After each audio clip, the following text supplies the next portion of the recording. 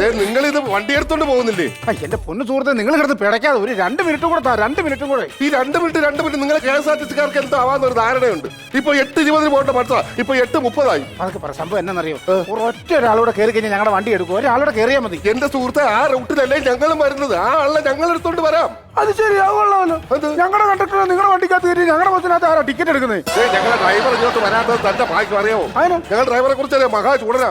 അയാളെ വേറെ അറിയാം, ഒറ്റക്കൊമ്പൻ രാജു. ബസ് ഡ്രൈവറാണോ പുള്ളി? ആനപ്പാപ്പാനാണോ? ആനപ്പാപ്പാനാണോ ബസ് ഡ്രൈവറാണോ എന്നൊക്കെ ഇങ്ങോട്ട് വരട്ടെ പുള്ളി വരട്ടെ.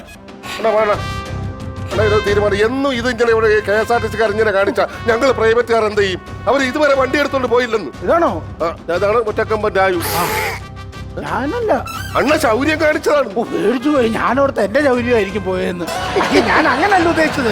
അതായത് എന്റെ അണ്ണ ഇത് എന്നാ സംഭവം എന്നറിയോ?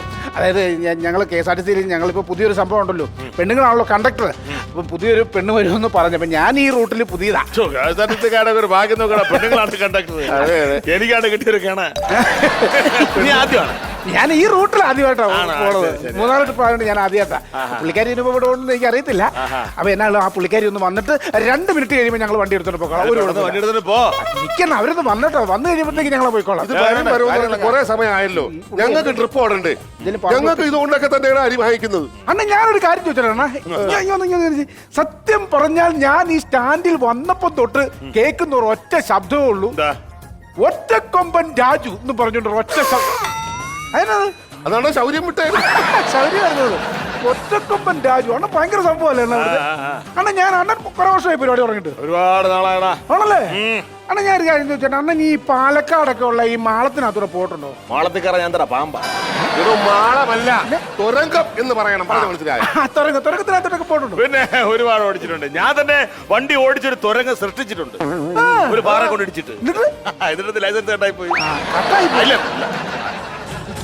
ലൈസൻസ് ഞാൻ എടുത്തെങ്ങനെ അറിയാം? ഇല്ല, അങ്ങനെ എടുത്തത്. എടാ ലൈസൻസ് എടുക്കാൻ വേണ്ടി ലേണേഴ്സ് എടുക്കാൻ പോകില്ല എല്ലാരും? ഇല്ലേ? നീ എടുത്തിട്ടില്ലേ? എവിടെ പാർട്ടി ഓഫീസിൽ പോകൂലേ? പോകൂലേ? പോടാ വായി നോക്കിയിരുന്നു മാപ്പളം തന്നെ. RTO ഓഫീസിൽ ഞാൻ ചെല്ലുമ്പോ ലേണേഴ്സ് എടുക്കാൻ വേണ്ടി ചെല്ലുന്ന സമയത്ത് അവിടെ നല്ല ക്യൂ ഉണ്ട്, വണ്ടികൾ ഇങ്ങനെ നിരന്ന് കിടപ്പുണ്ട്. ഈ സമയത്താണ് RTO ഓഫീസറുടെ വണ്ടി വരുന്നത്. ആർക്കും മുമ്പ് കിടക്കുന്ന വണ്ടി എടുത്ത് മാറ്റാൻ കഴിയുന്നില്ല. ലേണേഴ്സ് എടുക്കാൻ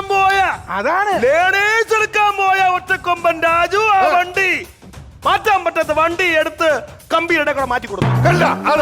പറത്തി കളഞ്ഞായി. അതുകൊണ്ട് RTO ഓഫീസർ വണ്ടി എടുത്ത് പാർക്ക് ചെയ്യാൻ പറ്റി. അപ്പൊ തന്നെ എഴുതി തന്നു ലൈസൻസ്. അതാണ്